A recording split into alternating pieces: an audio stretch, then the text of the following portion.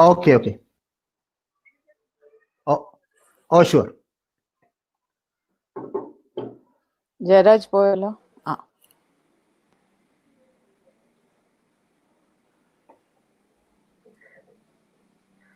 Good evening, all. Good evening. Good evening.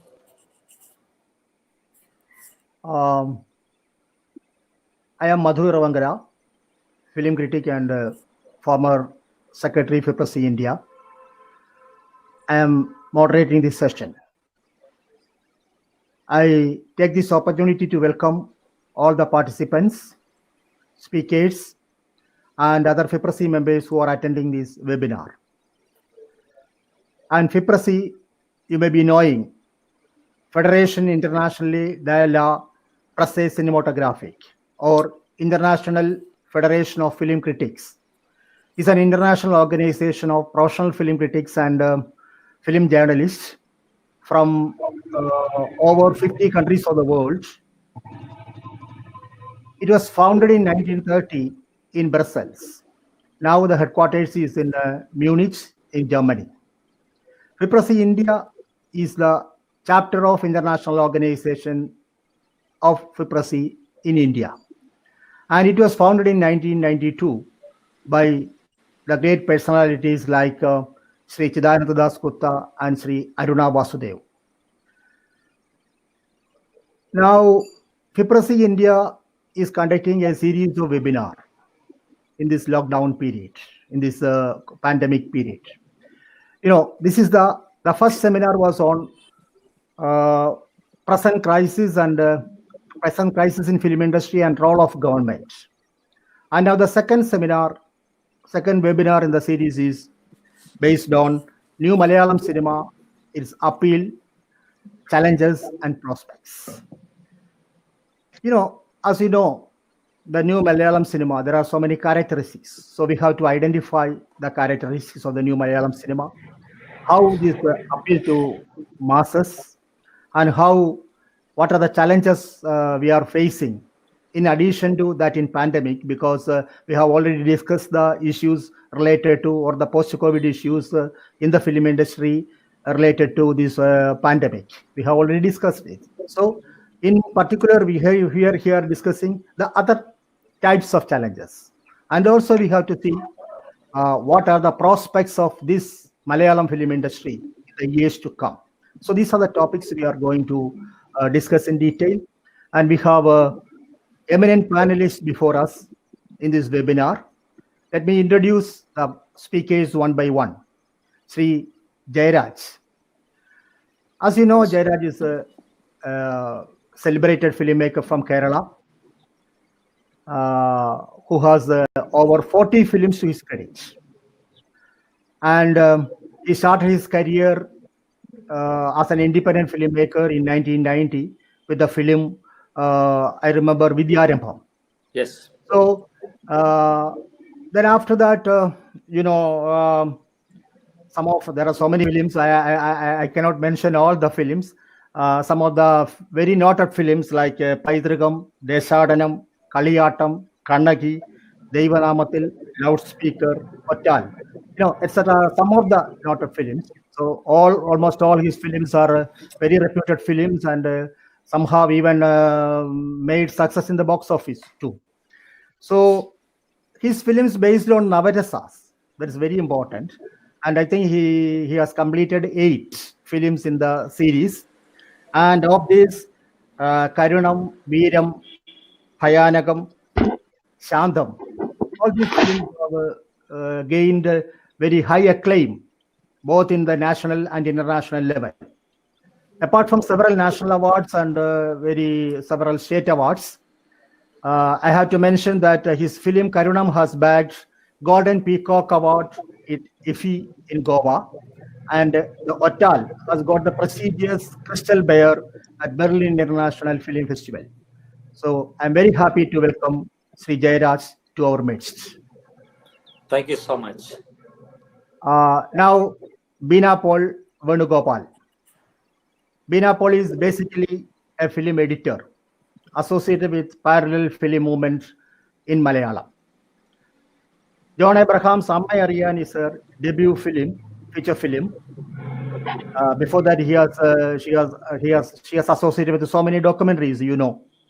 Agnisachi, Daya, Bioscope, Maya, Sayanam, Karmayogi, Munnaripa, etc. are some of the films I have to mention here. She received National Film Award for the film Mitra, My Friend, directed by Revati.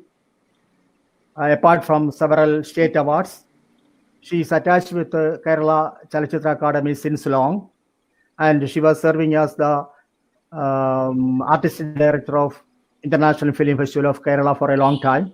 And after a gap, she has again come to Chalachitra Academy, and now she is serving as the vice chairman of vice chairperson of the Chalachitra Academy and the artistic director of International Film Festival of Kerala. Bina, welcome you to this webinar. Thank you. Santosh Babu Senan. Hello. Sri Santosh Babu Senan is seen always with his brother Satish Babu Senan, and the duo is known as Babu Senan Brothers. Sri Santosh is a scriptwriter, filmmaker, and also film producer. Hello. Along with his brother, Chayam Pushiya Veedu, Vattiyal Pada, Maravi, Sunetra, Irutta are their reputed films. And I should say one thing more. Sri Babu Senan Brothers are specially characterized by their bold and independent voice against the establishments in film industry, film institutions, and censor board. Sri Santosh Babu Senan, please, you are welcome to our midst. Thank you.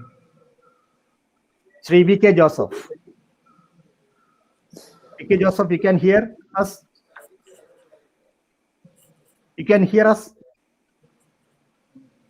Yes, he can hear. No, V.K. Joseph. He's muted, I think. V.K. Joseph, please switch on your audio. Switch on your audio. Okay. Yeah. I Yeah. switched on it. Okay. Now I have to welcome Sri V.K. Joseph. V.K. Joseph is a national and state award-winning film critic who has authored several books on cinema. He is a member of IPRESI India, and now he is serving as the president. He is also associated with the Federation of Film Society of India. And as a IPRESI member and as a part of IPRESI organization, I welcome Sri V.K. Joseph to this webinar. Sri Premchand. Premchand is a very reputed film critic and columnist who is working with the Madhurabhumi Daily, one of the leading dailies in Malayalam. He is the assistant editor in Madhurabhumi, in charge of the edit page. He is a FIPRESI member. He has attended many film festivals in India and abroad as a jury member. Sri Premchand, we welcome you to this webinar. Thank you. So, I think I have introduced all the speakers. Satish. Now Satish. I have a Okay. I have some instructions to the participants about the questions.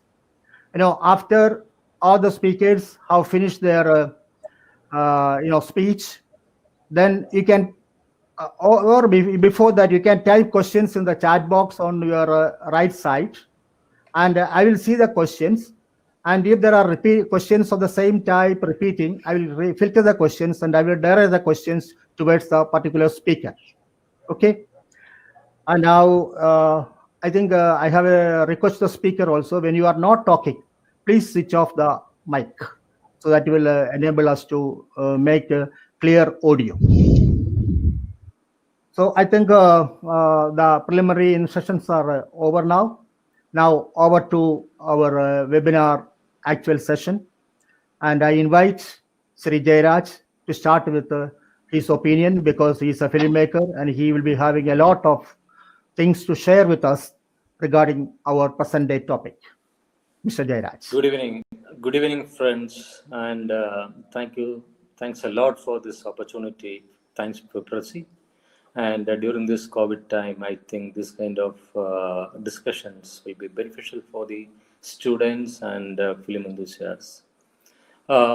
We have to mention about all Malayalam cinema while discussing about today's Malayalam cinema, I think. In my opinion, 1970s was the golden time of Malayalam cinema. Lots of great filmmakers like Adur, Aravindan, John Abraham, P.R. Bakar, K.G. George, Bharathan, Pavitran, K.R. Mohan, K.P. Kumaran, lot of film personalities came to the industry during this bohemian period of time. They contributed lots of experiments in independent cinema. They succeeded in that terms also. That was the first time International Film Festival Circuit started looking at Malayalam cinema, I think. After that, Shajin Garun, T.V. Chandran, Padmarajan contributed, and they started experimenting and succeeded in that. The important point to be noted is that those kinds of experiments started in independent cinema, not in mainstream cinema.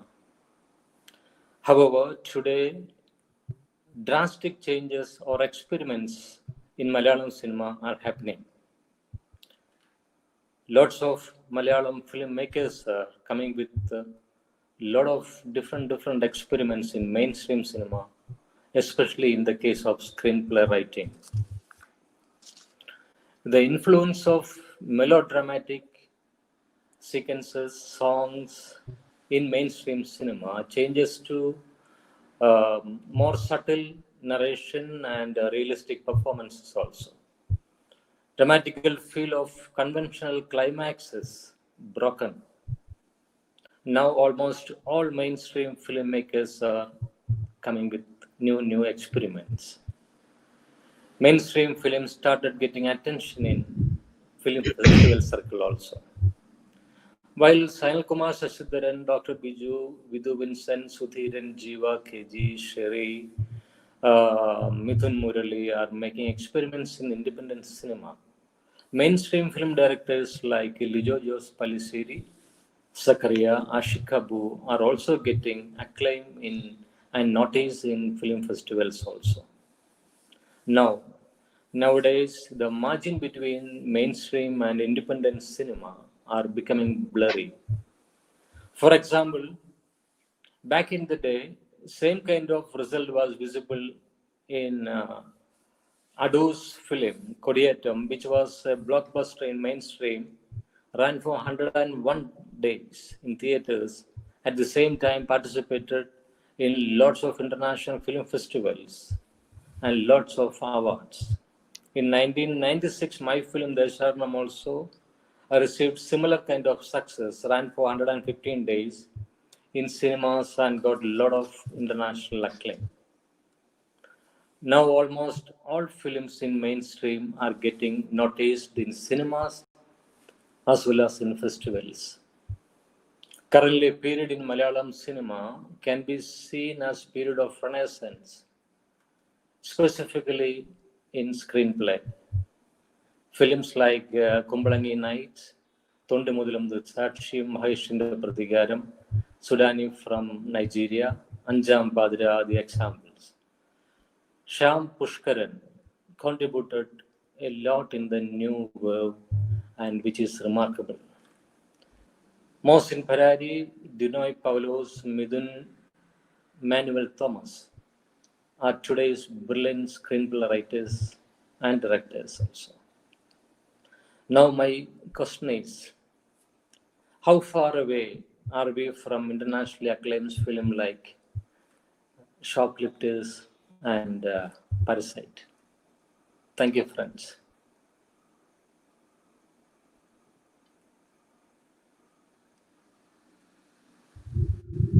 Thank you, Sri Jairaj, for your commendable observations. As Jairaj was telling, there is a shift in the mainstream narrative. And the shift in mainstream narrative is the major trends in the new Malayalam cinema. He has exactly pointed it out. And now we will hear from Srimati Beena Paul regarding our topic. Over to Beena. Yeah, thanks, Gerard. Thank you, Fipreski.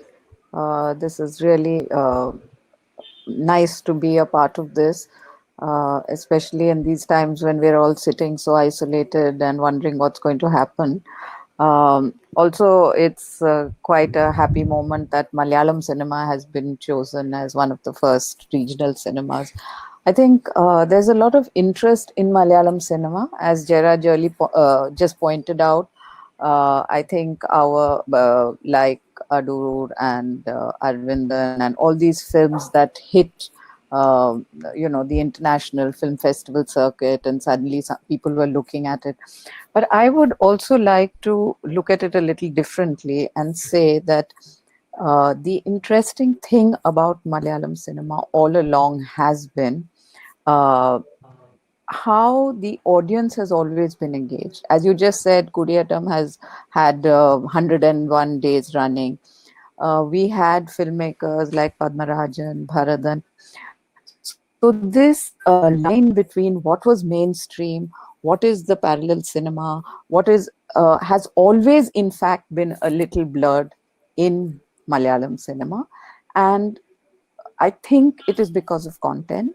Those days, the stories were strong. Padmarajan's stories were very strong. Bharadan's stories were very strong.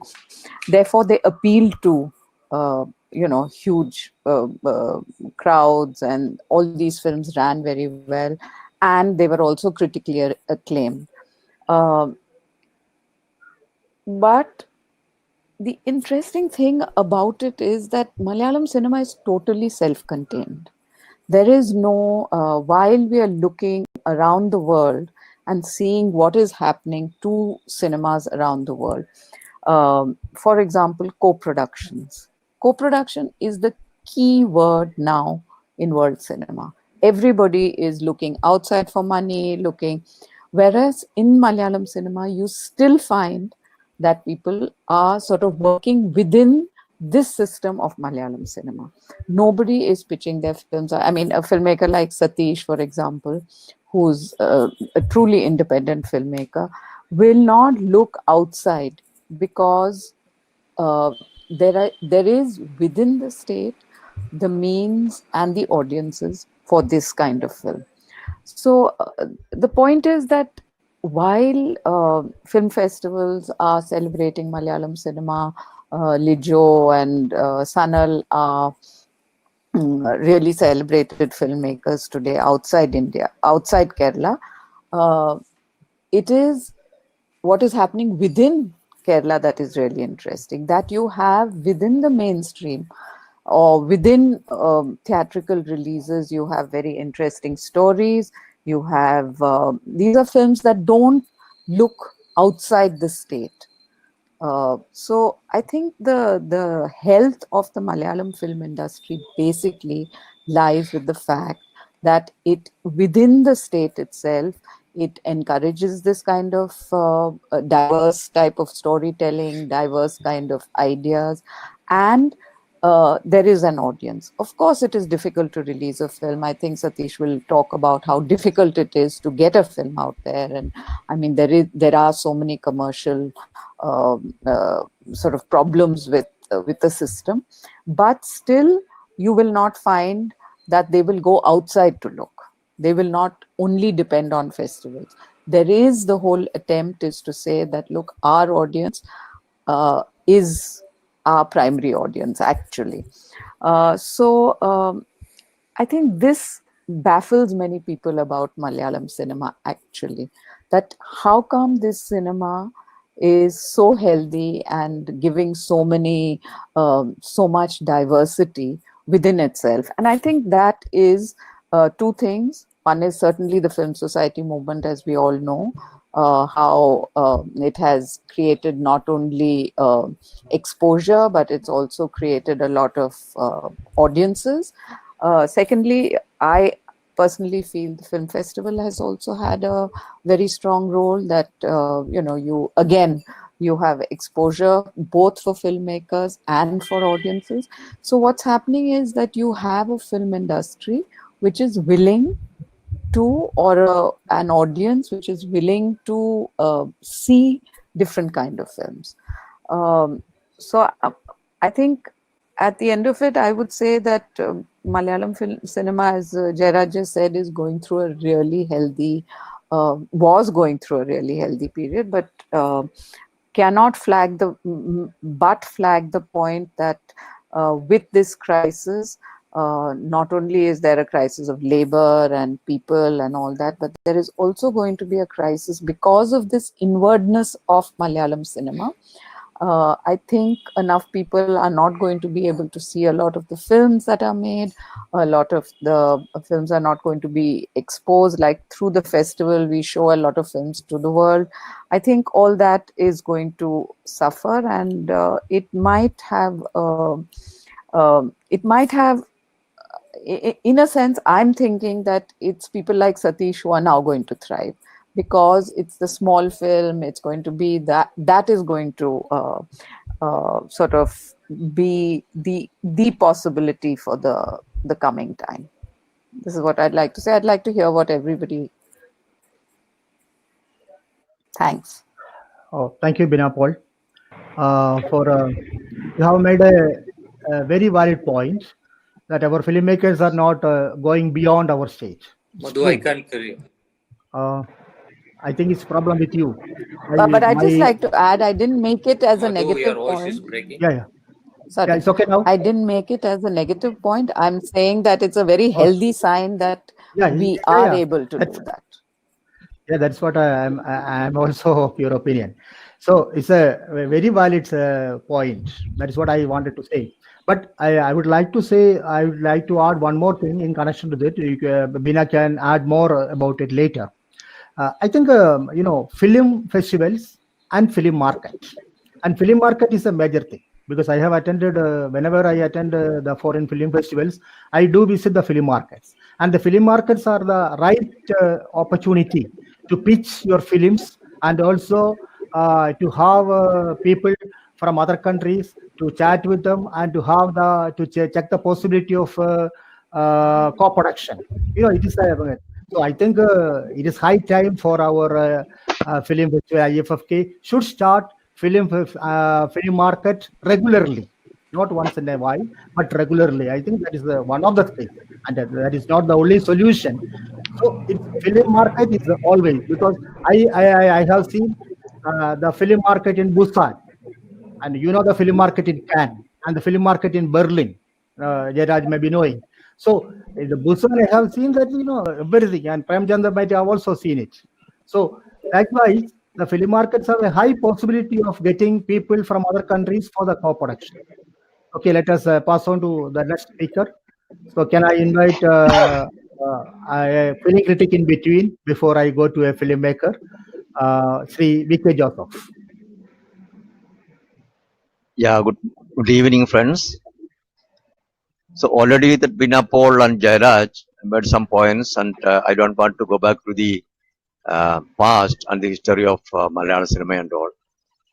But I want to stick on the present situations. So if you look at the landscape of Malayalam cinema, so both capital-driven box office hits and independent cinema which value art over capital. So new, fresh and good cinema are produced much more than before. So Malayalam film industry is producing an average of about some 200 films every year as part of the industry and independent cinema. But the fact is, very few are qualified to the category of good cinema. So my question is, I am asking myself, why it's happened like that? So my answer is, the aesthetic and the cultural cannot stand in opposition. The aesthetic dimension of a film never exists apart from how it is conceptualized and how it is socially practiced and how it is received. So it never exists floating free of historical and cultural particularity. So that is the problem we have to address, I think. So, if we ask about the spectators' the experience, so what is the cinematic and cultural experience an average spectator gets from the scores of entertainment and box office driven cinema?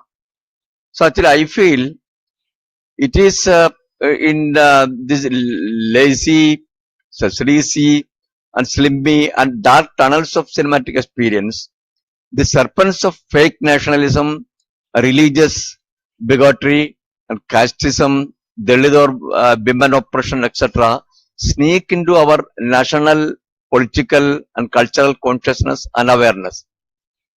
So we have to address that problem, I think. When we analyze such cinema or the entire, whether it's an independent cinema or whether it is a mainstream cinema, we have to look into that also, I think. So the digital revolution around us has enabled a lot of new filmmakers to bring forward cinema with a small budget and technical requirements. But most of them do not have the required cinematic sense and vision.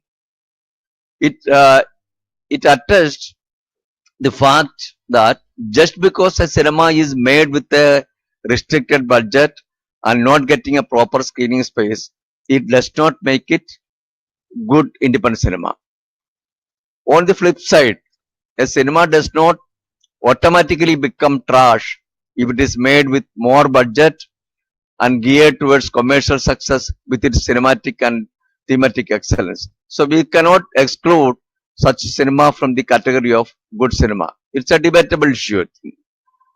The star-driven, male-chauvinistic and violent cinemas used to dominate in the commercial space. Because I think that for the last 20-25 years, our cinema was living in a fantasized world. That was not the real world.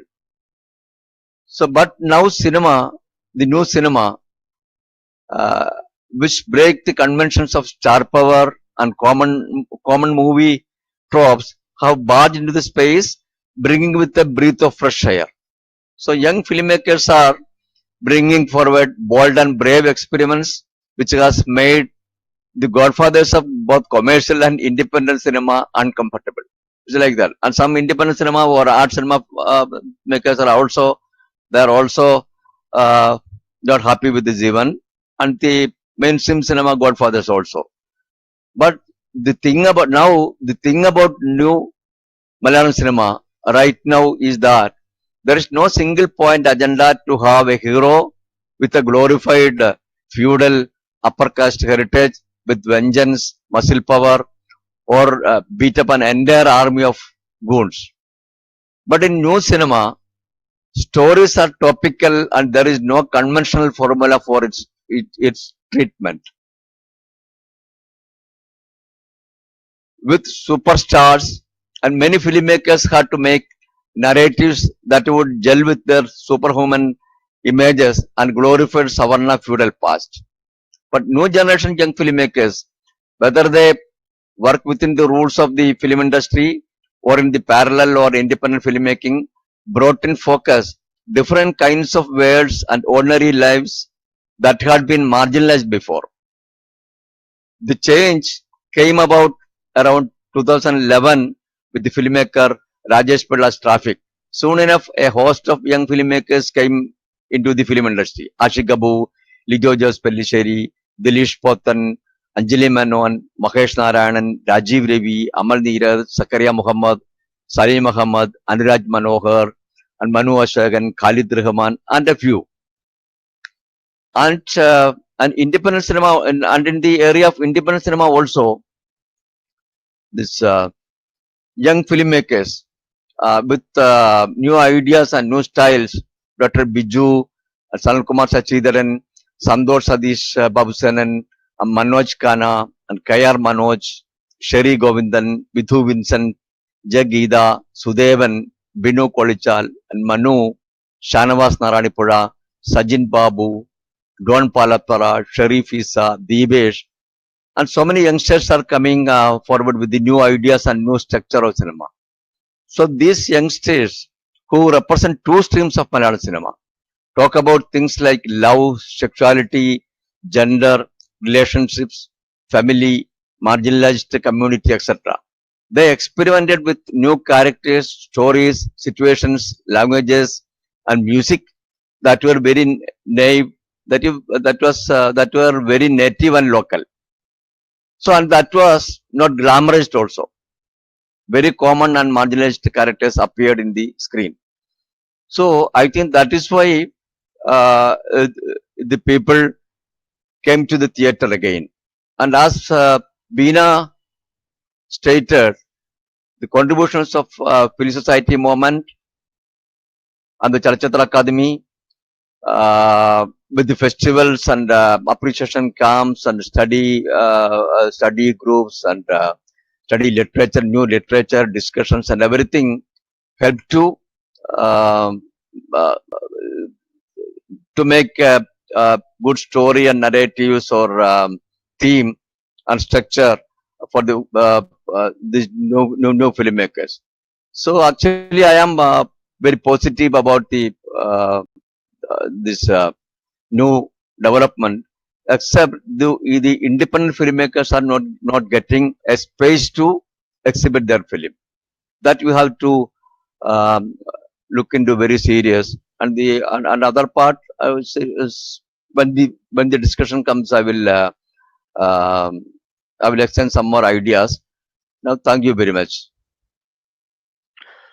Thank you, Sri Joseph, for entering into the characteristics of the new Malayalam cinema. Now we can hear from another filmmaker, producer, and also the screenwriter, Sri Santosh Babu Senan. Please. Hello, everyone. It's a pleasure to be part of this discussion.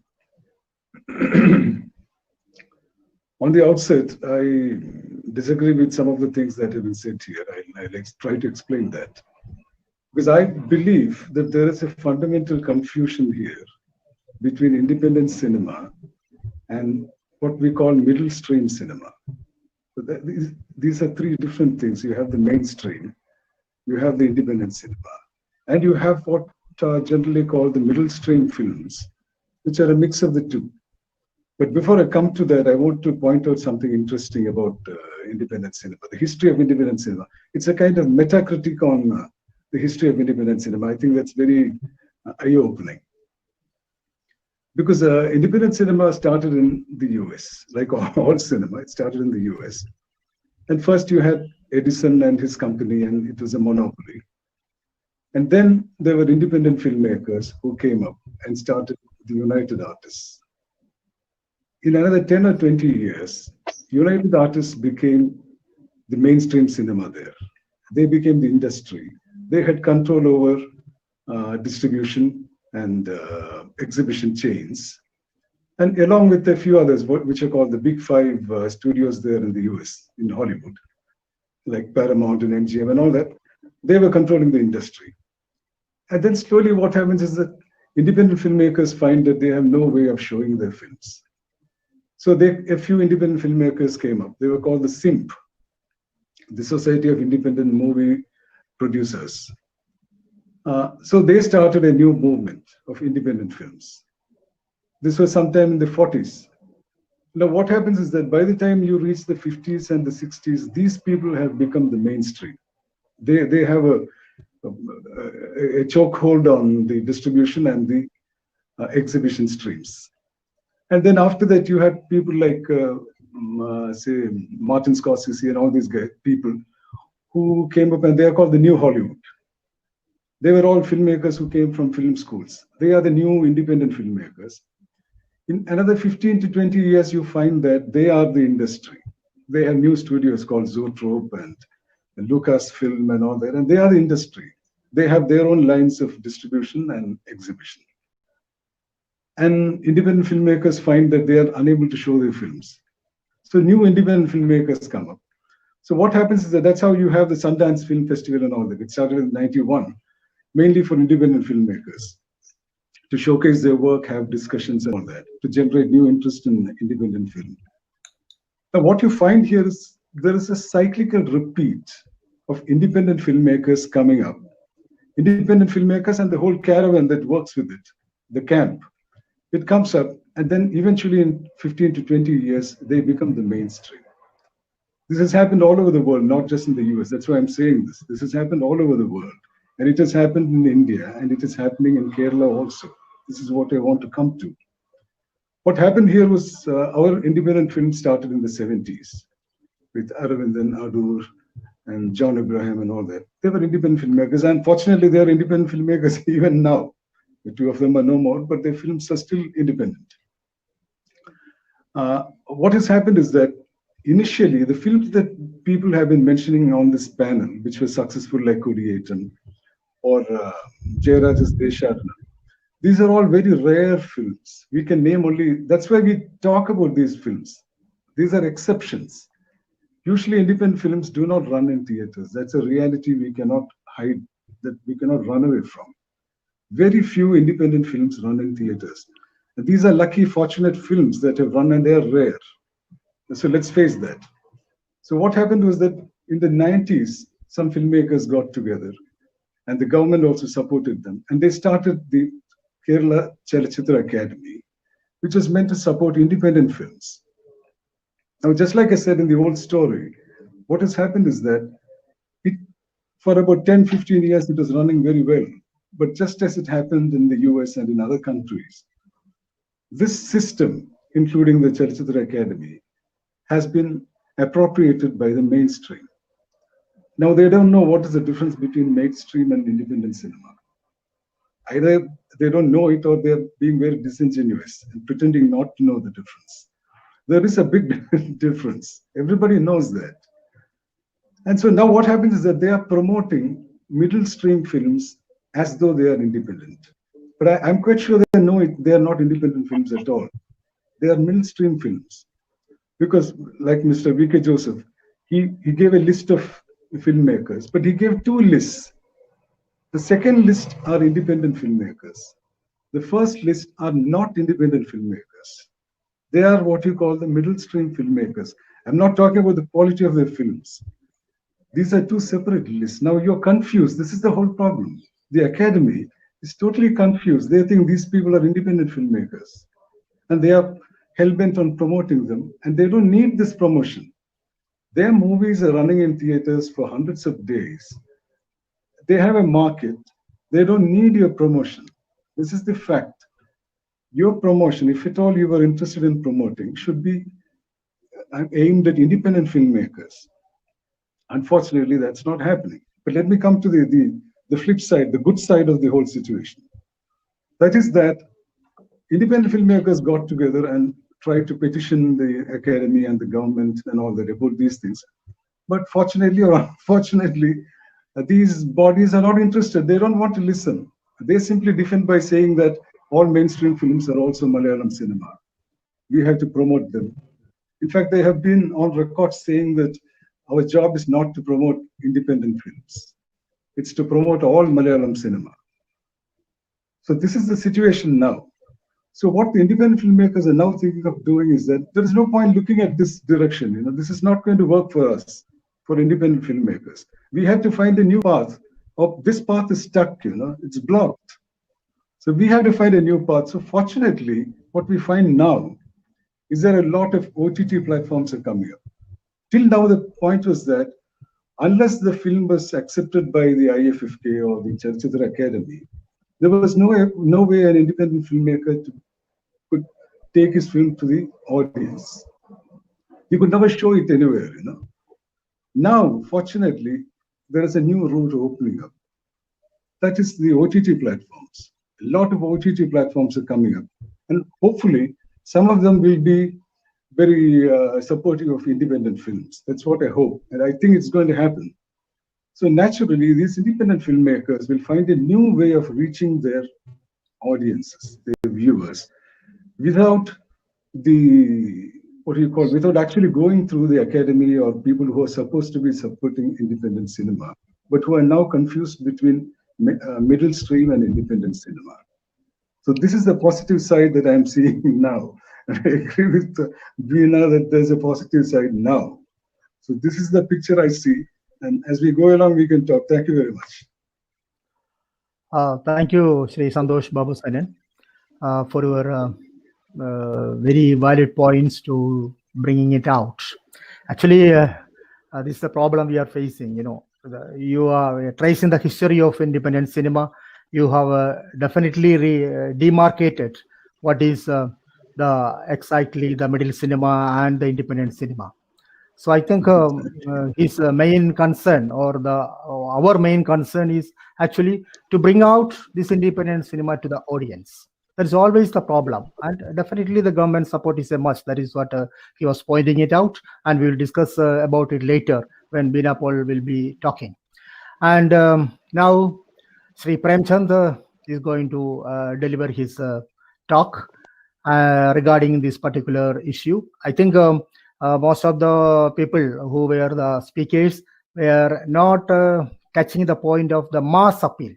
I think Premchand, can you just highlight on the point? How does this new Malayalam cinema appeal masses?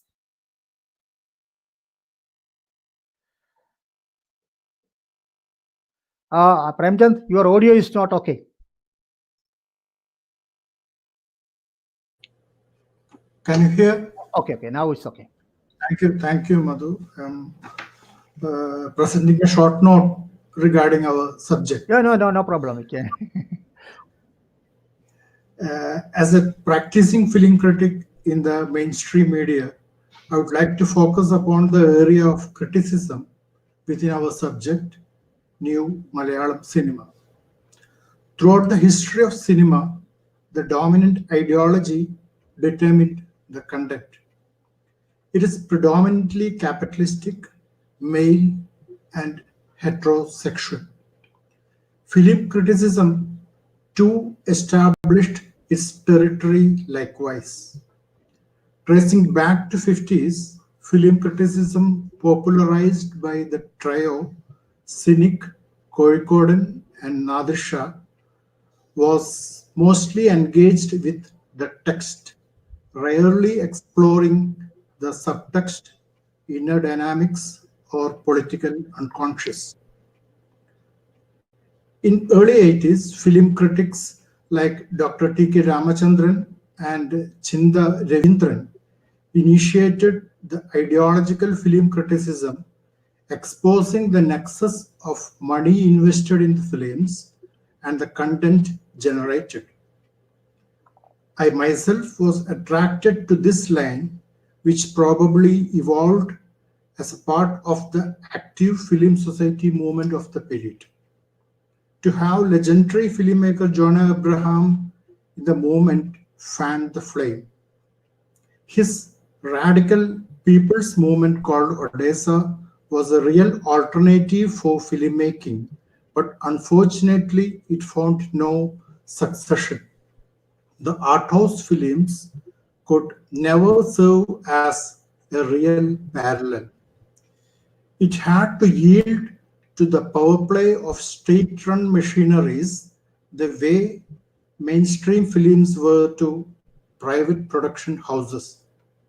Radical initiatives with variant perspectives as Dalit, feministic, queer was almost impossible to be materialized.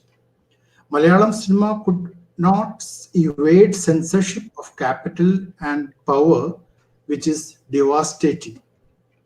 Old or new, commercial or art house, shared the same ideological fallacy due to this dual censorship. The celebrated new is not new enough for me. Though seemingly new at the outset, they are mere modified versions of the old. Illustratively, look at the way it is continuing with the explicit anti-woman, anti-Dalit content. Recently, New Paths seems to be evolving with amazingly low-budget productions, independent cinema, as they are called, with hardly any support from the mainstream, but traveling across boundaries. Dr. Biju, Sanal Kumar Sashidaran, Dr. J. Geeta, Jeeva, Babusan and Brothers, Pradap Joseph, Sudevan, Jayan Cherian are to name a few. Even popular film director Jayaraj falls in this line. They have marked themselves in the international film circuit, expanding the horizon of medium through thematic brilliance and depth. This is where I find the new Malayalam cinema, the real, radical, parallel, experimental alternative. Back to my area of film criticism, in the last 35 years in this career, I have dealt with criticism in many forms, being in charge of film page of a newspaper and later editing the film journal of our publishing house. In my journey, I have noticed a fundamental difference in criticism since 1991. The globalization marked the change. Earlier, it was relatively possible to criticize films. Post 1991, the threat of advertisement ban has made criticism near impossible, as being a major source of revenue. Capitalists being more arrogant to criticism of any form. Film criticism has given way to film promos today. You could see also all mainstream media has stopped film criticism per se. Little Magazine attempted a parallel stream, but social media with a bang has taken over. Blogs, Facebook, Twitter are much ahead with film analysis compared to print and visual media. I conclude with the observation that I can spot the new Malayalam cinema in independent filmmakers and social media film critics, not of course the paid online PR agents. Hope lies in those who can transcend the challenges enforced by capital and the dominant ideology. This could mark the history of new Malayalam cinema and new Malayalam criticism. Thank you. Thank you, Premchand. Your point of view, these are mainly based on the critic point of view. So I appreciate it very well, because as a critic, it is your prerogative to speak about the present state of films as well as the state of criticism. Thank you so much. And the first round of our webinar is over, but now I have a few questions from our spectators, the participants. Sorry. So I think I can give you each one of you 3 minutes more, because it's only 6:45. So please sum up your points within 3 minutes so that we can answer. There are a lot of questions to answer, so we can discuss about the questions later. So just to conclude, what exactly you want to say in this session within maybe the maximum 3 minutes, because 3 minutes itself takes 15 minutes. Then we have only half an hour left for the question and answer session.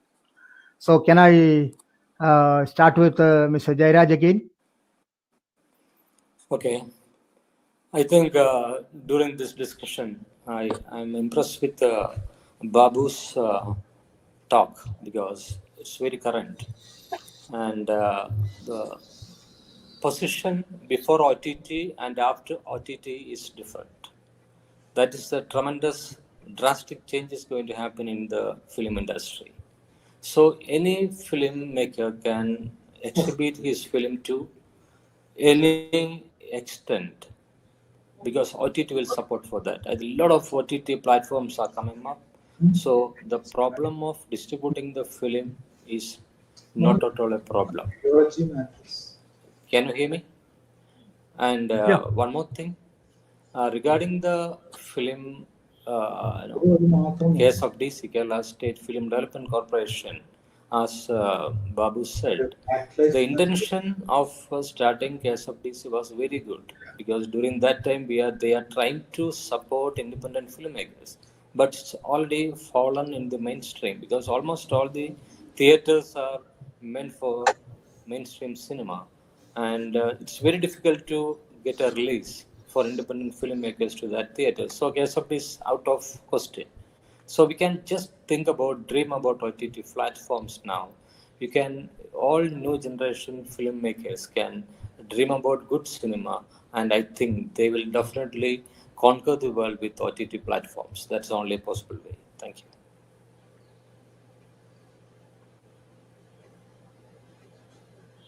Yeah, we can't hear you.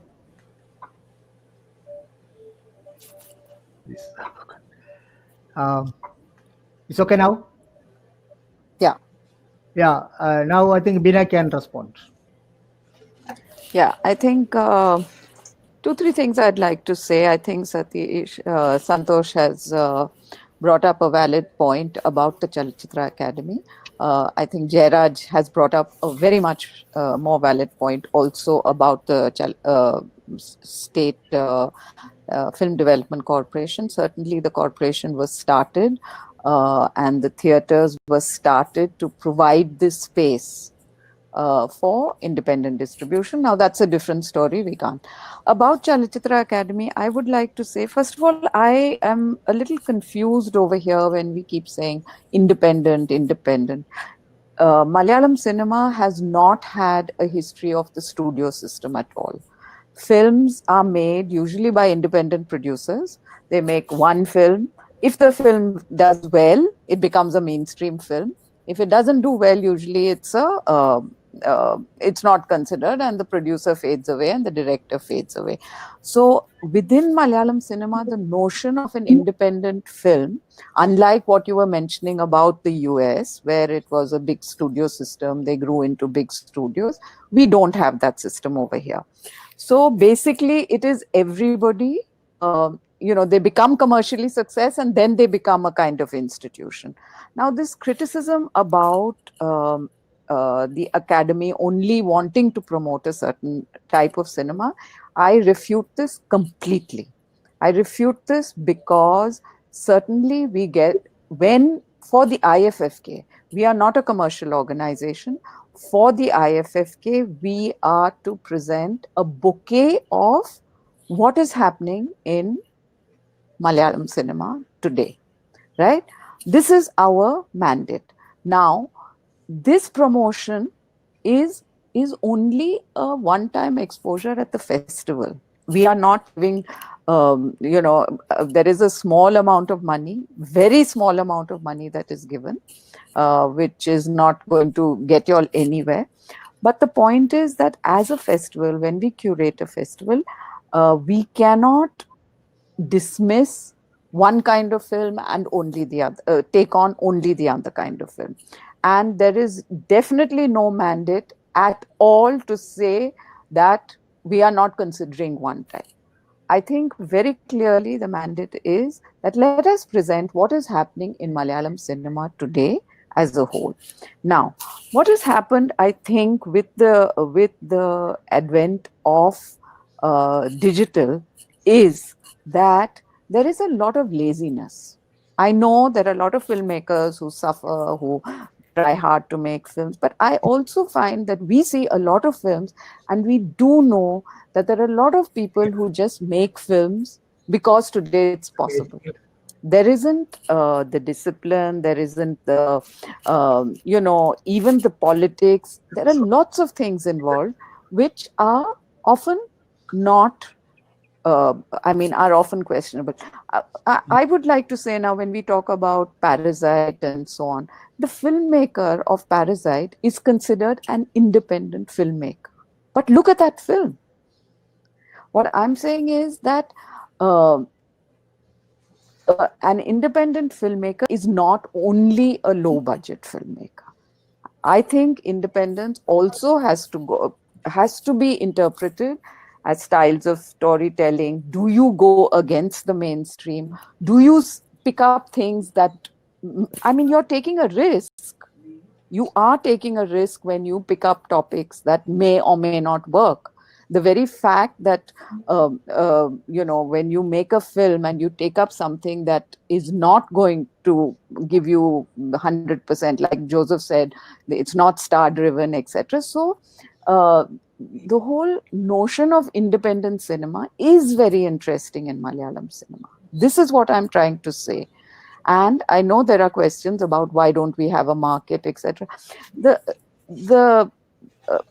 I mean, this is a big challenge that the Chalachitra Academy has had to face, is about this market. You see, the problem with the market is that everybody keeps asking, why don't we have a market? Why don't we have? People come here not only to buy, but to sell. We do not have any possibilities of any one sales distributor coming here and saying they can show their films. A market is when they can sell and they buy, right? They look out, and the problem with our system is that there isn't any buying at all that happens here. So people are not very interested in coming. And when they do come, it is the whole bouquet of Indian cinema. Malayalam cinema is only one small part of it. So our attempt has been to try and at least create an interest in Malayalam cinema. And I think that has happened. And I think because of that, there has been a lot of traction. I think even the OTT platforms are interested. I think a lot of this promotion has helped Malayalam cinema. So I disagree with the fact that we have an agenda against a particular type of cinema. No, I would say, are in fact totally committed to promoting Malayalam cinema and knowing that people take risks when they make certain kinds of films, and all these films needn't do really well. Some do really well, but the filmmaker has taken a risk, like you take a risk or somebody else takes a risk. And I think the other thing is, how do you become mainstream?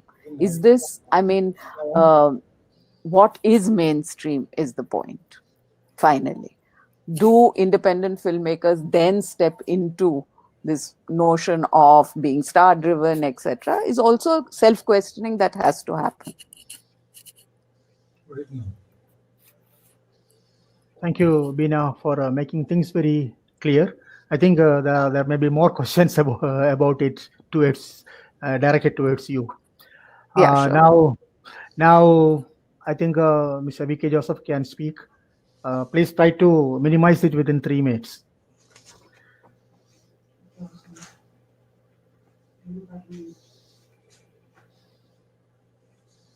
Joseph, can you hear? V.K. Joseph, can you hear? Joseph, Okay. put on your audio. Yeah, it's on. Okay, please talk. Please speak. Okay. I want to clarify some 2 points. One, some my friend Santosh Bausanan so pointed out that it's a bit confusion. I never mixed with the mainstream and independent cinema. I talked about the 2 streams. So I was telling that these youngsters who represent 2 streams of Malayalam cinema talk about things like love, sexuality, gender, relations, like that. So I was clearly mentioning the 2 or 3 streams like that.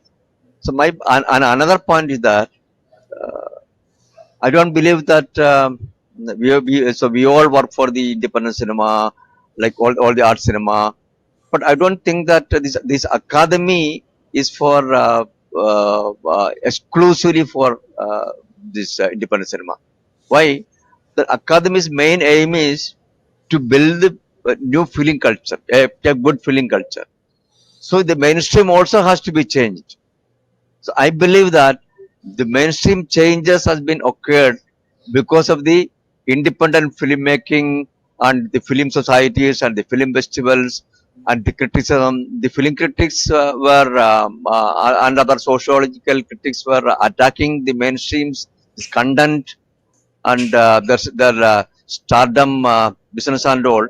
So that is a political and it's a cultural movement.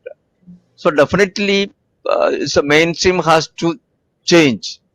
So more people has to go to the theater, and they have to be very conscious about what they are seeing and all. So the gender issue and the caste issue, this Savarna domination, so many issues are there, political issues. So now this mainstream is the new group is addressing with that. They are very cautious about that. That is only because of this independent cinema and the film society movement and film festivals. That's my point. Thank you, Joseph. Over to Sri Santosh Babu Sanan. Yeah. A couple of points have become very clear to me. One is that when Beena says there is nothing called independent cinema here, it's just playing on words actually. It's a distinction between mainstream and parallel cinema. It's parallel cinema that we call independent cinema. So you know the difference. And the difference is also shown in the list of filmmakers that Mr. V.K. Joseph said. Two lists. One is the parallel filmmakers, which we call independent filmmakers, and the other is the middle stream filmmakers. They are different. So, but unfortunately, the academy is now promoting the middle stream filmmakers. But now what has become clear to me, and this is a vital point, as an independent filmmaker, this is what I take away from what you have said, the two of you, Beena and Mr. V.K. Joseph. What I understand is that you are no more concerned with independent cinema exclusively. This is what you're saying. You are concerned with the total development of Malayalam cinema, including the mainstream, the middle stream, and the independent. And you're also trying to improve the mainstream, like Mr. Joseph said. Improving the mainstream is also one of your concerns. So now what I learned from this is that independent filmmakers need not look at you for any kind of help. This is what it shows. You're not concerned with that. Your concern is with a much larger Malayalam cinema. What I thought was that in the 90s, when the academy was started, it was started for independent cinema. This is what I thought. This is what a lot of people thought. And I hope a lot of people also think so. They share my view, I think. I hope so. But I know that there are a lot of independent filmmakers who think that. I know so many who think that the academy was started for independent films. And they also think that the academy is now catering to middle stream and mainstream films. So one thing is clear, like I said, Not like that. independent filmmakers cannot expect anything from It's the not like that. academy. Thank you very much. That's a misunderstanding. But that's what you said. You were saying No, that. it's not. No, it's not that. I was That's not what I talking understand. like that. No, I was just mentioning that film culture as a whole has to be improved.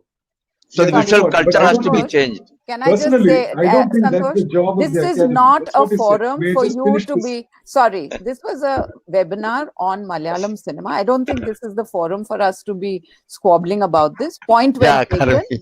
Point well taken. We have said what we are doing. You please tell us what you are doing and how you are promoting your films, etc.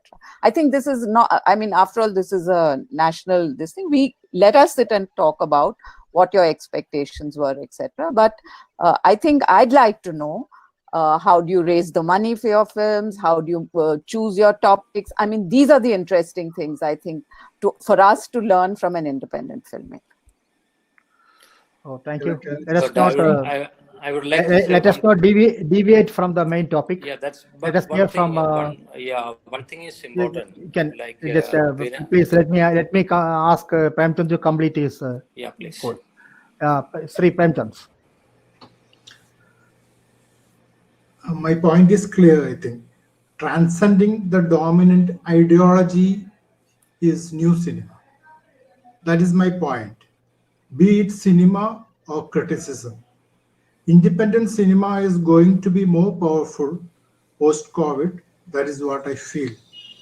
Now, cinema does not need a theater for release or any expensive infrastructure, which has become the order of the day. Strangely enough, we are discussing market, not cinema. Cinema is important. Ideology matters. That's my point. Thank you, Premchand. I think we have made an introduction of the topic though we have deviated at some part to some extent, but let us come back again with some sort of questions that is appearing on in the chat box. And I have a lot of questions, and let us take it one by one. The first question put forward by Mr. Kaushik Tamil Maran. I think it's a long thing. Can someone please kindly put up the list of filmmakers at various times in Malayalam cinema that was mentioned? I think Jairaj can just highlight some of the filmmakers. Can someone please kindly put up the list of filmmakers at various times in Malayalam cinema that was mentioned? Because he's from Tamil, I think. So he may be interested to know the main filmmakers of our period. I think I already discussed about that. During 70s, started the independent movement, started with Adur, Aravindan, and all kind of, and a lot of changes, drastic changes have happened during maybe 80s, 90s, like that. I think it's quite difficult to repeat the list again. Yeah, it's okay. Thank you. Because you can see it in there will be an online connection for this webinar, so you can watch it on the webinar, the online platform. Now, Ondrila Hasra has another question. The main way people outside Kerala are watching cinema is through OTT. So for them, they can access Malayalam cinema and access Malayalam cinema only through OTT platforms. So I think that is a very pertinent, very good question, because I think Babu Senen Santosh can answer the question. Yeah, I answer that. But first of all, I would like to say that the accusation that I had diverted from the topic is wrong, because I was talking about the No, it's not, challenges. it's not like that. No, I want to clarify that. I was talking about the challenges and scope of independent cinema. I think that's part and a relevant part of this discussion. I did not deviate. And if you say I deviated, then you're basically saying that independent cinema is not part of this discussion. No, it's okay. It's okay. I don't think you're saying that. I know you're not okay. saying that, but I just want to put it on record that I did not deviate. Okay, now that's done. It's okay. I told you that you have raised a very valid point. That's what my assessment is. Thank you. And that is not a deviation at all. Yeah, no, naturally. The question is, like films can be seen on OTT platforms alone. And now I think if more OTT platforms come up, they can watch a lot of independent films also. Basically, what I would like to say once more is that I have nothing against mainstream or middle cinema. I watch these movies also. I have nothing against them. But I'm just saying that the Academy was meant for independent cinema. That's what I thought. That's what I think. That is all. Thank you. Now, there is a I would just like to bring Madhu, about Oindrila's question regarding the OTT platforms. I think the problem is that the OTT platforms have not really looked in depth into Malayalam cinema. What they do, as Santosh has just also said, that a lot of it is just, what is popular, what is trending, etc. I think now in this time when there is such a crisis, I think certainly what we should do is be able to offer them all kinds of films, so that there is a greater chance. And I think certainly things like subtitling, marketing, trailer cutting, all this has to be looked into so that it is available for a wider audience. So can I ask Bina a question, not from here?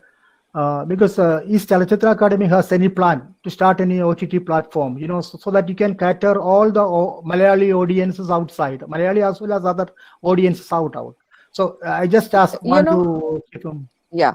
The thing is that I think there is a misunderstanding about what the Academy is to do. Our main attempt has been to create a culture around cinema, where people watch good films, learn about cinema, understand the history of Malayalam cinema. To start an OTT platform is a different challenge altogether. You see, who is going to give us films? Can we afford films? So it is a very, very challenging thing. We have thought a lot about having a portal. We have tried to get films for that. But more than that, I think we are thinking more of an archive. And certainly this idea, and I see there is a question about the film market. We have been struggling a lot with the film market because one is that it needs a huge budget. We have to have people who are interested in coming. So that challenge is not easy. We have tried very often and not been very successful, which is a problem. So I think that criticism is valid, that how much more can we push ourselves and raise money and create a proper market so that people like Santosh have a chance. But I would also like to mention that I think it's also apt to say that we have a chain of theaters. I think that is where the independent filmmakers should go, to say that, look, the government has theaters, give us space in these theaters to show this film, give us a chance, because that is where it is a possibility. Whereas for the Chalichitra Academy, perhaps at one festival or two festivals, there may be some promotion, but the actual commercial possibility of a film, I think, is through theater release. Yeah, I have a thank question. you. Thank you very much for making it very clear. Can I ask a question? Yeah, please. Yeah, this is regarding the discussion, between Babu and Bina and Joseph. I think why IFFK is selecting internationally classic films to students or film goers, because we are looking for independent cinema. We are not bringing Hollywood cinema, isn't it? And in the festival, film societies, like Joseph said, in film societies also, we are promoting independent cinema. We are showing that only. We are not showing Hollywood cinema. So this is especially for independent cinema, academy and film societies both. So we have to promote independent cinema at any cost, because government has to start an OTT platform and they have to release almost all the independent experimental cinema. Then only film will grow, the culture will grow up. That's my feel. I Yeah, agree with you totally. Yeah, You're right. yeah, please, you can ask. They can answer it together. Sri Babu Sane. No, I was saying that I was in complete agreement with that. That's a very important point you made, because these film societies and the academy must be meant exclusively for independent films. And I think that is the way they were conceived. It's just that they have lost their way now. And then now they're trying to promote mainstream and middle stream cinema and saying that they have been made to promote all kinds of Malayalam cinema. I don't think that is the fact at all. The fact is that they were made for Okay, independent point cinema. well taken. Point And taken. Can they we talk should be about? for independent films. Thank you. Yes. Thanks. I think because it has already been explained, and now she has already told that the point has been taken into notice. There is a question from Dr. Janet that we are not getting screening place for our films. Nowadays, film festivals are not happening. Only online film festivals going on. How can you help us? I think Bina can answer it. Well, we are also trying. We want to do some online festivals, etc. That's what we are trying. I think Fipreschi is doing online festivals. I mean, I think we are all as lost as everybody else about how we can help filmmakers at this point. But we are trying to work out a system, have online festivals. So I can only say that in the next few weeks, we will come up with a strategy. We're going to call for films, etc., and hope that we will be able to help filmmakers who are not being able to show their films anywhere. Yeah, thank you. Our GP Ramayendran has not a question, some statement, but it has already been explained by Srimati Beena Paul regarding the function of or the function to promote the film culture in Kerala. So you have already explained it. Then Debasis Barua, Best Barua from Assam, has a question: how independent filmmakers can get good target audience and return of investment? I think Sri Santosh Babu Saran can answer, because you are struggling for it. Yeah, what I would like to say is that although I like the idea that Beena proposed of getting theaters in Kerala, I don't think that's a proper solution for independent filmmakers, because from what I understand, in Kerala, the viewership for independent filmmakers wouldn't be more than about 2,000 people. This is what I think. It's not based on any proper research, just a general idea. But what I understand is that there is a huge audience for independent cinema spread all over the country. And for that, OTT platforms are the best way to reach people. So you can get lots of people to watch your films if you are on an OTT platform. But if you're trying to release your film in Kerala, I don't think you're going to reach anywhere. I don't think it's going to be a successful way of exhibiting the film. But of course, it's nice. Some films might work in the theaters, but most independent films are experimental, and they probably don't fit the usual pattern of movies that people like watching. So they may not have a good run at theaters. It'll be definitely much better to go on OTT platforms or other festivals and routes like that. Thank you.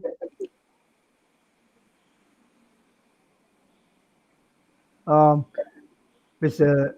Ranjita Biswas, who is also a FIPRASI member, has made a statement. Some of the recent Malayalam films I have watched recently as a FIPRASI member are definitely on top rank of regional cinema at present. I think Mr. Jairaj can comment on it.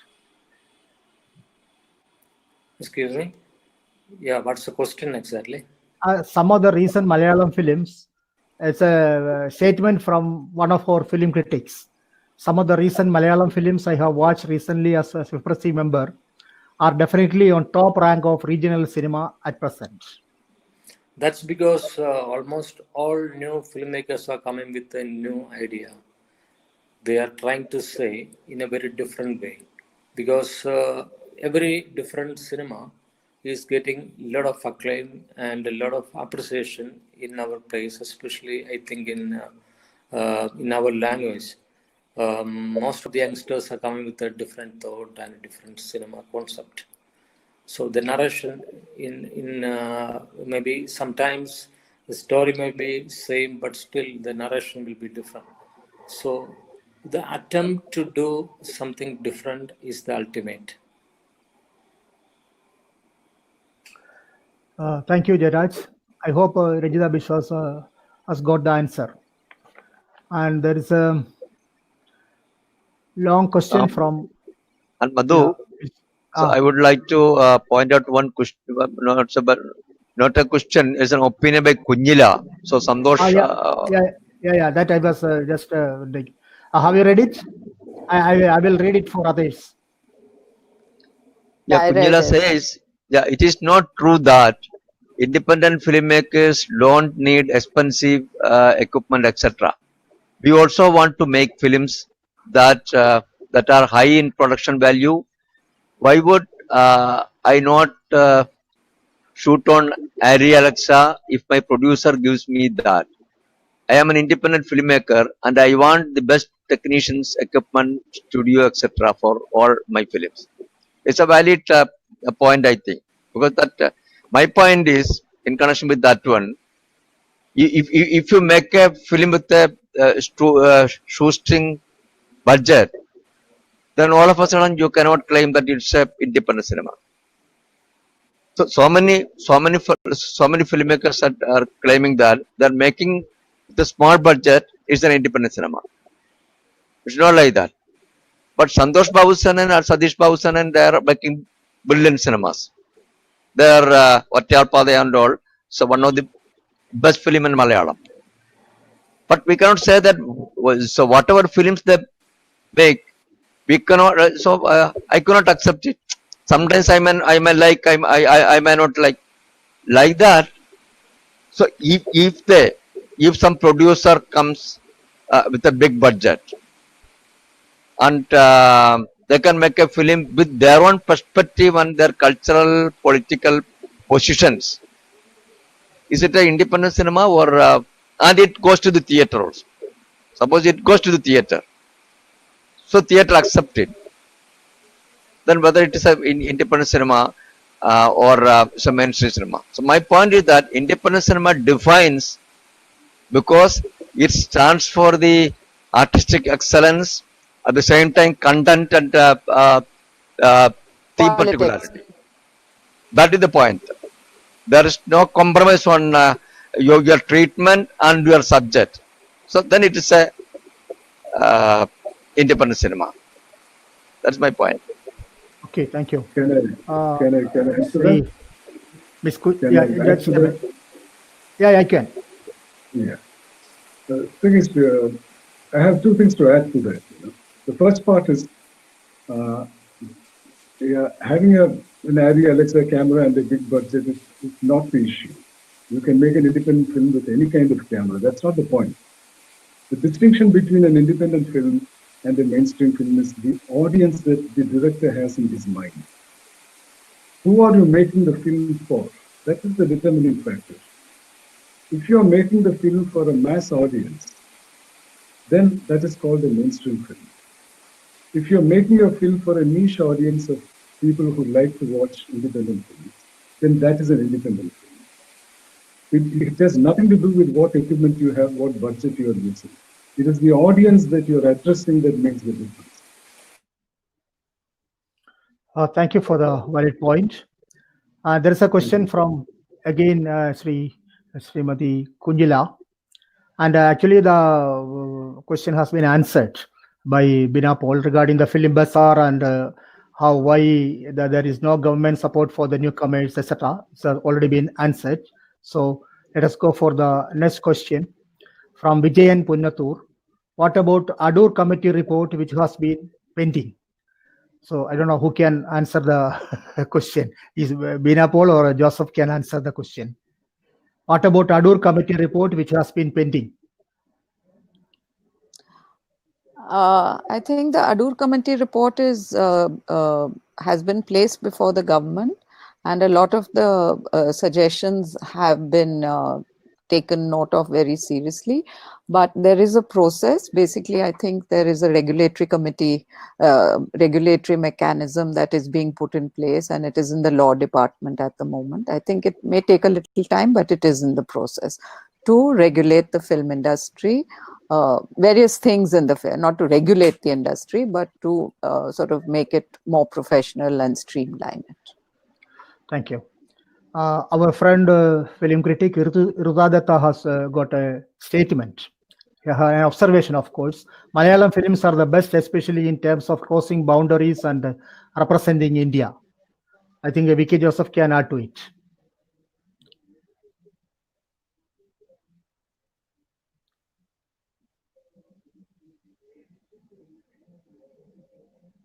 Can you hear? No. Okay. Okay. Now you can hear it. Yeah. Should I? Of course, we have good cinema. We have good filmmakers and all. So at the same time, we have to see what is happening in Marathi cinema and even in Hindi cinema. And many tons new filmmakers are coming with good ideas and good excellence and all.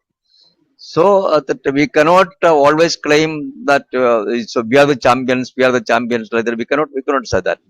Good cinemas are coming out. Even in the even I think that even Hindi also some films are coming. So a Hindi film Lunchbox. How we will evaluate that cinema? How we will address that cinema? Whether it is an independent or whether it is a theater cinema. So many other films are there, and some Dalit issues. Many Marathi cinemas are coming, and it scores in the theater, collecting it. At the same time, this is excellent craft and strength of the theme, very bold.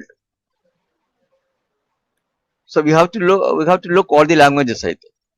Of course, Kerala, we are because of the Free Society movement and new films, new ideas, independent films. Many groups are working here. A lot of dialogues are also there, interaction. Okay, So that thank you.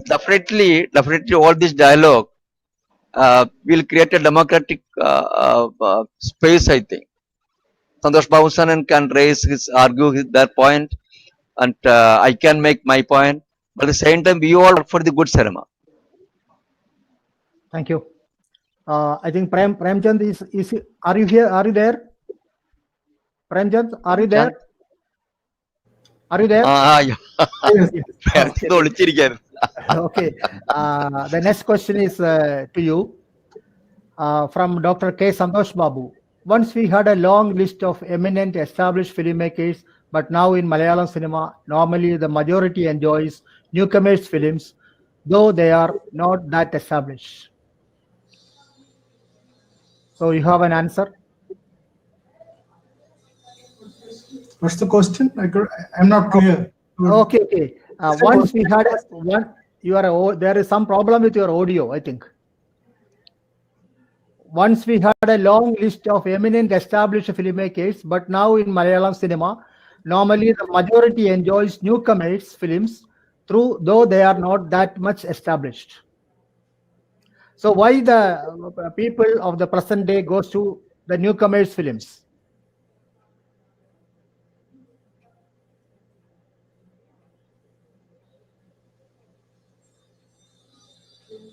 I think changing times happening. Newcomers are still struggling, not very much established in the line of mainstream. It is not easy to establish. Yeah, I think it's maybe due to the narrative, the new narrative strategy they are taking. That may be one of the reasons. There are so many reasons. Of Asking course. about the new Malayalam cinema. Yeah, yeah. Oh, I see. Oh, I think Okay.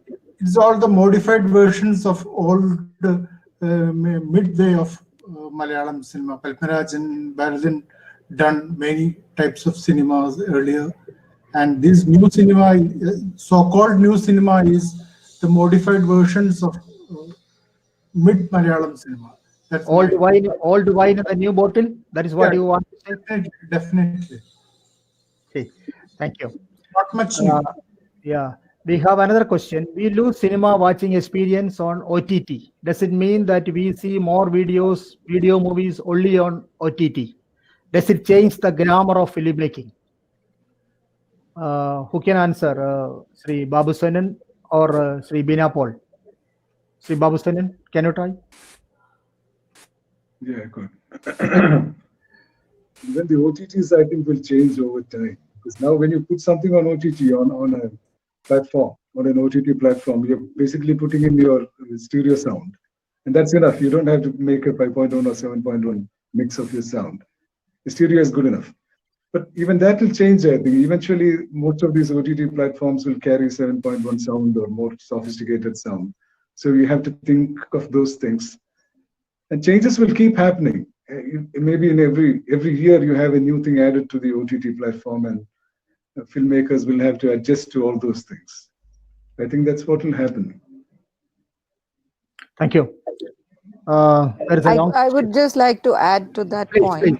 Please. Apart from the technical thing, I am quite concerned about how the cinema viewing experience is getting changed by the OTT. I don't know. I mean, of course, technically it's different, as you just mentioned, but I also think in terms of engagement, in terms of choice, now also how they direct your choice The moment you put on any of the OTT platforms, if you have seen one film, they'll direct you to another film. So I think these are all new challenges for filmmakers. So it's not enough just to say, okay, my film is on an OTT platform, therefore I will get 10,000 viewers who like it. But you will also find that people watch films halfway, people walk away, people eat popcorn and take care of. So I think there's a whole new challenge that is coming with OTT, and I think this is the question, that how does it change the way a filmmaker works? How does it change the way that you look at your film, etc.? I think it is challenging. It's not just technical that you say, okay, this was showing there and therefore I can put it here. I think filmmakers have to engage seriously with what is this transformation from the big screen to an OTT. And I don't think there is a simple answer, really. Yes, Premchand. No, I just want to add one more comment upon as Kunjala's comment. It is fine to be expensive, as Kunjala said, but to generalize, one can't deny it doesn't have a comparison with the budget of mainstream cinema, which are mostly star-centered. I think Jairaj can comment upon the theme. He done both type of films, mainstream and experimental. Please comment upon the theme. Jairaj, are you there? Sri Jairaj, are you there? No. I think yes.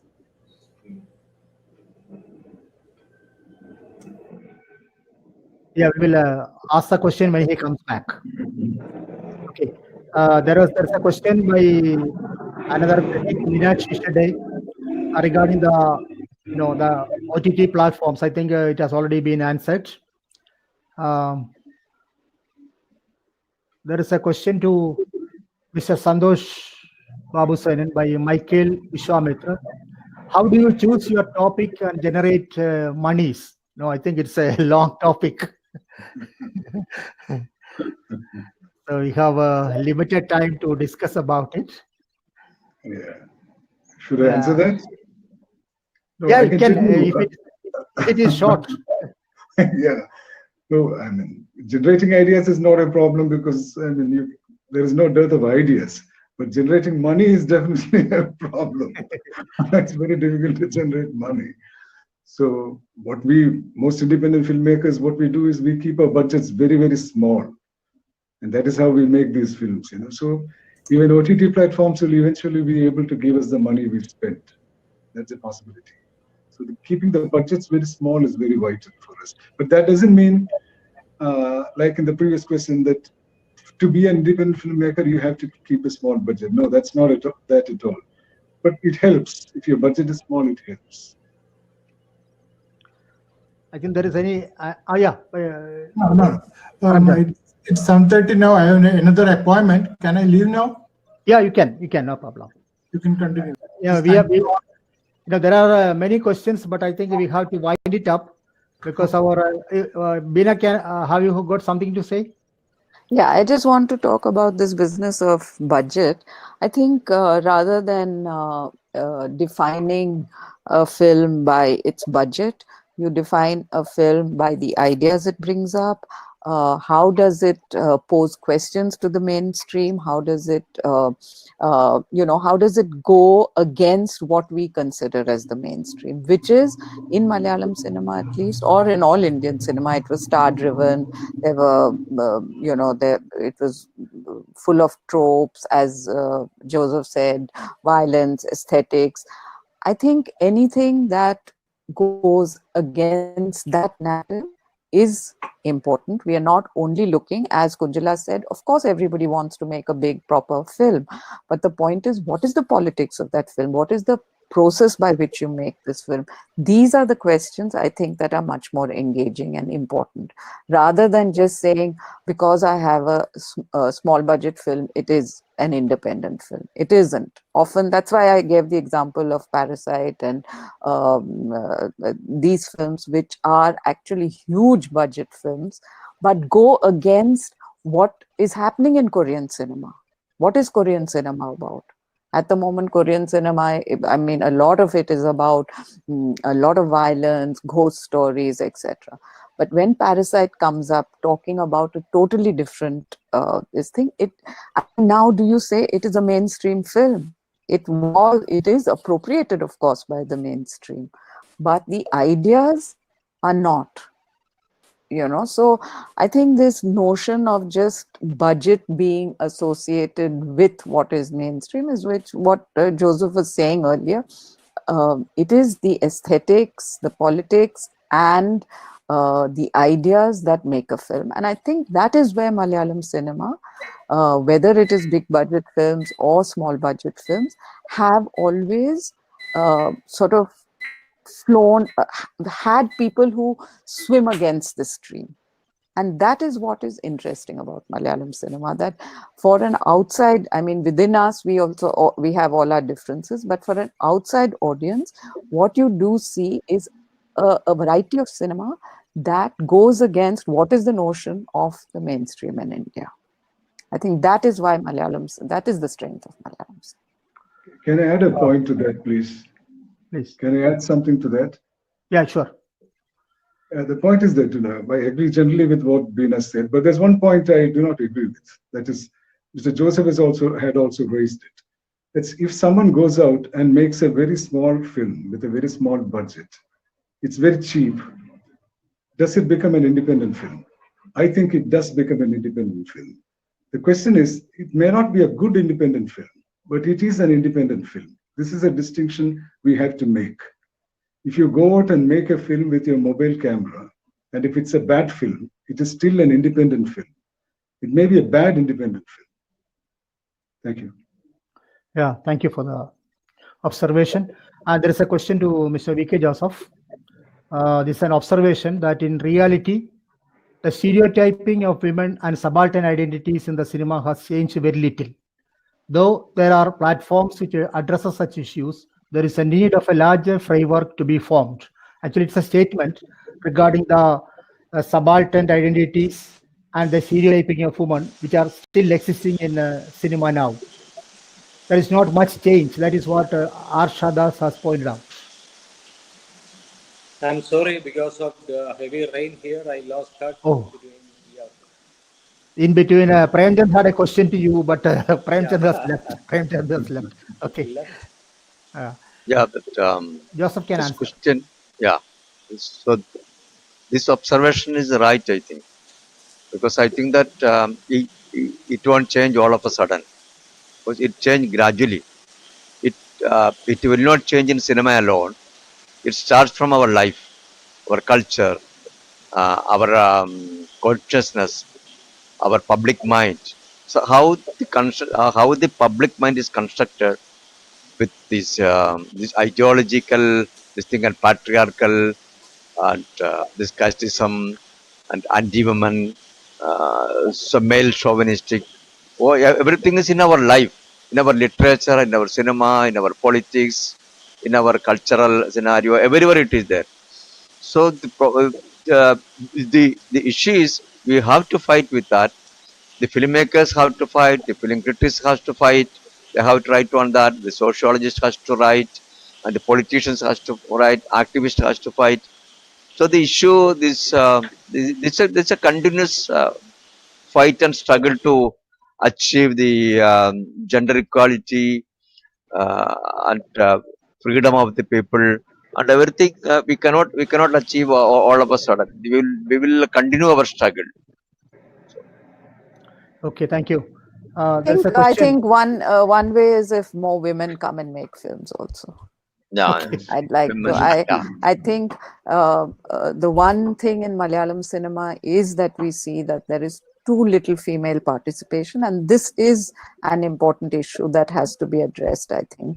And I think Kunjala has asked that, and I think she has given an important suggestion that when we think of a market, not only should it be for outside people, but for filmmakers or writers and upcoming filmmakers to pitch within Kerala.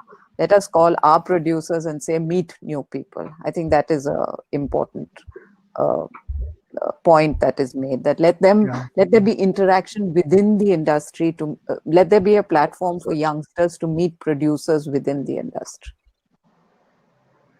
Yeah, that is exactly what is happening, because they are just going backward, you know. They're not coming forward. Of course, a few are coming up, but that should not be the situation. The city should be broad. Now, there is a question to Mr. Jairaj. Malayalam cinema, regarding the Malayalam cinema subtitles. So, in order to promote the film outside the Malayali audience, we need to have subtitles. So, why you are not giving subtitles, or why you are not concentrating on the subtitle part? It's a question by Jose CP. No, no audio, Jairaj. No audio. Switch phone. Okay. No audio. No audio. Mic on ചെയ്താൽ Mic on. No, it's not coming. Switch on the mic. പറ്റുന്നില്ലേ? Mic on ചെയ്ത് നിൽക്കും മുകളിൽ. No audio. No, there may be some problem, technical problem.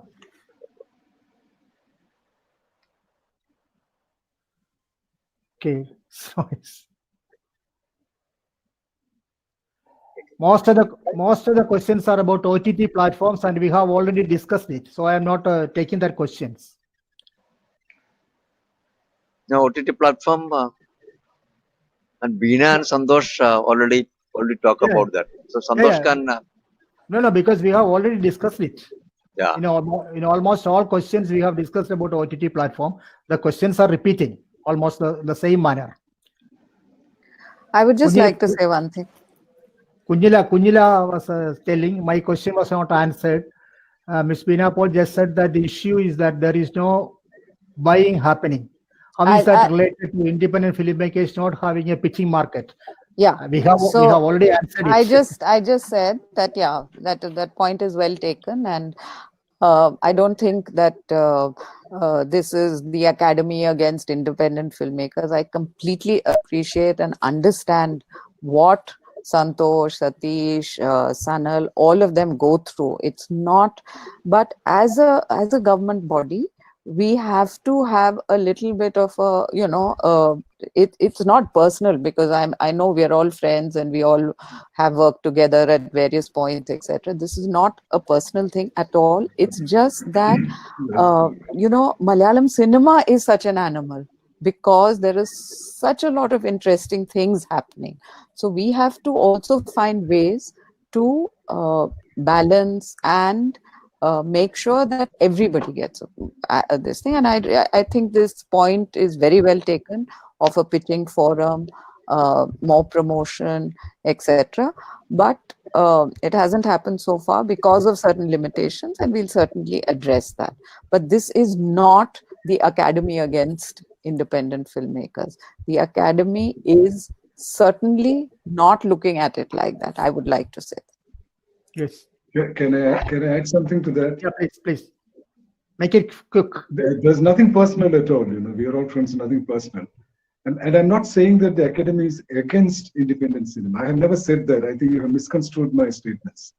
I've not said that. All I'm saying is that the academy is focusing more on middle cinema and mainstream, and very little on independent cinema. That's my argument. And what I want to say is that you say that all films need to be promoted, and the academy needs to do that. But let me ask you, do you think a film like Kumbalangi Nights or Mahesh and the Pradhikaran need any kind of promotion from the academy?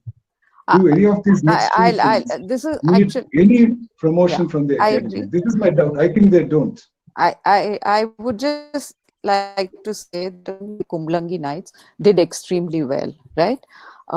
But it could have also not done well, right? This was a risk that was taken by the filmmaker, etc., right? My thing was, as I said earlier, when we showcase Malayalam cinema, and over the year, a film like Kumbalangi Nights has happened, do we not in the festival bouquet? After all, it's only a bouquet of films, right? Do we not show that film as something that has happened in Malayalam cinema? Because it did well or because it ran. If it had not run, would we have shown it? See, the point is that is the thing, that also very interesting films run in Malayalam. Very interesting work happens in Malayalam. And therefore, when we show a bouquet of films, we have to consider, and it is, I think, incorrect to say that we only show those. In the last, I mean, your films have all been shown. Most of them have been shown at the festival. This year itself, there were so many. It was almost a mix.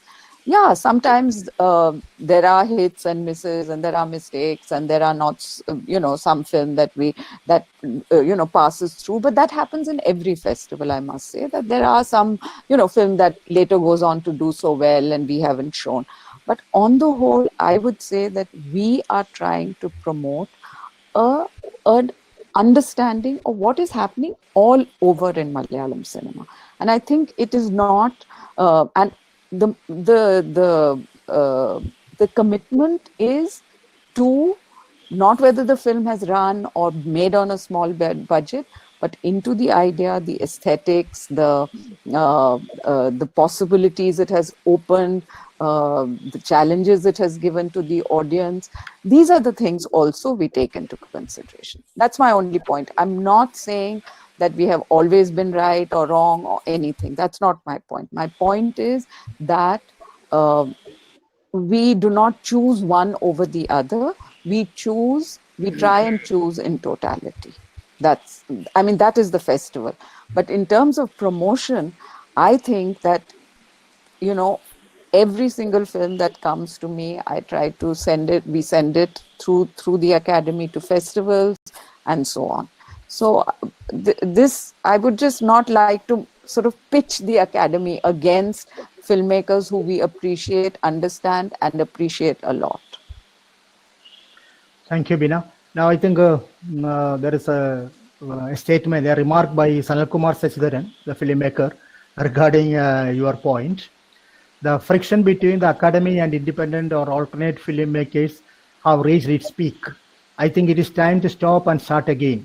Now, when Santosh Babusanan says something, we can see Bina is getting upset, thinking that he is directly accusing her, and VK Joseph trying to justify defining what is independent cinema or mainstream cinema and what is not. I think that it is high time to change perspective. People have to appreciate opinions and criticisms in a more impersonal way. The hostility is not going to help cinema anyway. It's a remark, so I just wanted to read it. That's all. Thank you. Because you already. Can you hear me? My voice? Yeah, now we can hear. Yeah. You have a question? You told me. No. I think there was a question, but I couldn't answer because. I don't know, but that was Premchand. He left. Okay. Okay. Actually, there are. There was a question about subtitles. Yeah. Yes. Yeah, I think nowadays almost all the films are coming out with subtitles. Definitely. Previously, it was not like that. Nowadays, almost all Malayalam films are coming out with English subtitles. Yeah. Thank you.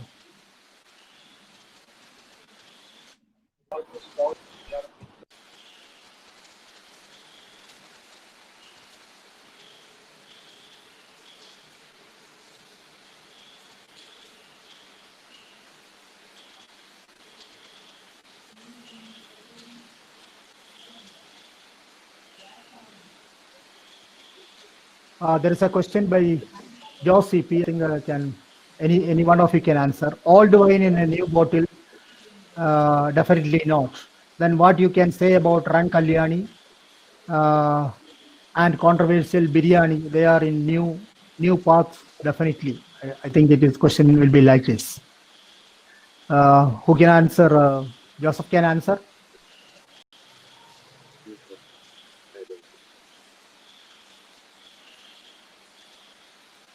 Joseph, did you hear the question? I need not answer that. About each and individual cinemas and all, we don't want to. Yeah, right. That's not the right space to. Okay, discuss. Is Bina left? Yeah, Bina is there. There is So another question. can we stop it? I We think can. better we can stop. Yeah, one more question. In Karnataka, we had a directors film bazaar to sell in and buy Kannada movies. It was the joint effort of Directors Association. It's again a statement by Michael Vishwamitra. Any comment? So if there is no comment, I think we can stop the discussion. We have almost answered all I the think questions. because of poor, We have because of poor almost. connection. Yeah. We will because it's raining outside, heavily raining, and So heavily. because of the because we have so many questions and many questions were of the same nature. That is why I didn't take up all those questions. But I am very sure that almost all questions are properly answered. Of course, there will be controversies and there will be contradictions, and that is the point of discussions in this type of webinar. And we are happy that such points were raised. And now I have to conclude the session. Actually, as from the comments I get it in the chat box, the webinar was well received and the topics were well covered, and there was a very lively discussion. That is what the people chat in the chat box. So that means our webinar has, to some sort of, to some extent, it has gone to success. So we are all happy that this series of webinar will be continuing, and the next webinar, FIPRASIS webinar, will be on Northeast cinema. So likewise, we are covering almost all parts of Indian cinema in the further webinars of FIPRASIS. And I'm so thankful to the speakers, the participants, and also I have to thank Premendra Majumdar, who is the secretary of the FIPRASIS and who has taken all the pains to organize this wonderful webinar. And he is always busy with organizing something or other things with respect to FIPRASIS. So my special thanks to Premendra Majumdar on behalf of FIPRASIS. And also I have to thank Debian, who was the technical executor in Kolkata, who is wonderfully doing this technical platform. Is managing the technical platform very well, and thanks to Debian too. And thanks to all participants and Sri Bina Paul, Sri Jairaj, Sri Santosh Babusinan, Sri VK Joseph, and Sri Premchand to making this webinar a success. Thank you all. Thank you so much. We'll see you at the next webinar. Thank you. Bye. Thanks. Santosh, we should talk someday. No. Let me end the event. Yes.